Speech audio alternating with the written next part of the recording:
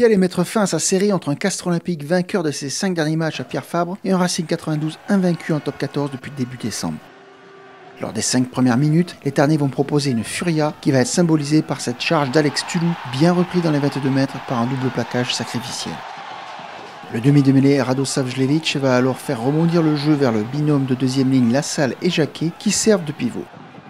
Le numéro 9 croise alors avec son centre Thomas Combezou qui embarque 3 défenseurs et sert acrobatiquement David Smith. L'ailier n'a plus qu'à crocheter face au retour désespéré de Rouanimov pour déjà marquer le premier essai de ce match entre ses 2 concurrents à la qualification. Alors qu'on revoit tout le tonus du numéro 8 Alex Tulou ou toute l'adresse des Castrés avec un super Combezou qui passe les bras et donne en tombant au sol, les Marinés bleus ouvrent donc le score avec ce 5-0 et emballent le rythme de ce début de rencontre. Par la suite, le combat en conquête et l'alternance au pied vont aussi se mettre en place, mais le tempo est élevé en ce début de match. Urdapilleta a transformé et Kakové une grimace, car c'est le CO qui mène 7-0. Et les hommes de Christoforios continuent de vouloir mettre à la peine la meilleure défense du top 14. La relance de bail depuis ses 22 mètres va trouver Combezou en relais avant un passage par le sol. Le joueur argentin Urdapilleta va alors faire le choix de servir intérieur via l'aile, mais ce dernier va perdre la munition en optant pour un offload vers son demi d'ouverture. Nakarayan traîne dans les parages et l'Irlandais poursuit parfaitement au pied. À la course, l'Argentin Rouanimov est le plus rapide, récupère la balle en glissade pour marquer cet essai en contre issu de la relance des locaux. On va revoir tout l'opportunisme d'Imov qui grille Dumora et Caballero à la course tout en maîtrisant la balle pour marquer. Dan Carter fêtait son comeback en top 14, il transforme, puis Iribarren et Urdapilleta vont rajouter des pénalités pour un score de parité à 10-10 à la pause.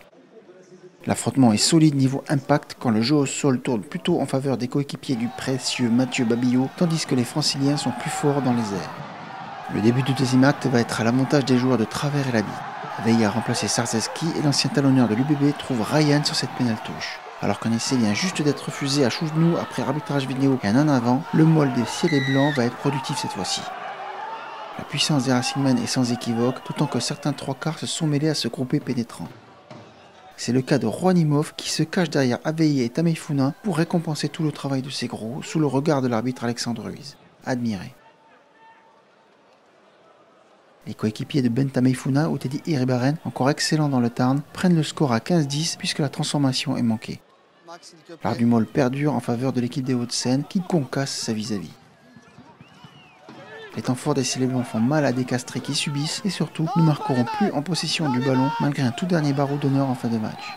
Trop de maladresse et trop d'indiscipline. Au contraire, les coéquipiers du solide Ryan et du remuant Palou avancent, provoquent les fautes et Teddy Iribarren rajoute des points au pied quand Urdapilleta lui répondra une dernière fois face au bar avec une pénalité. Après un 18-10 à la marque, le CO va devoir se contenter d'un bonus défensif avec un 18-13 final en sa défaveur.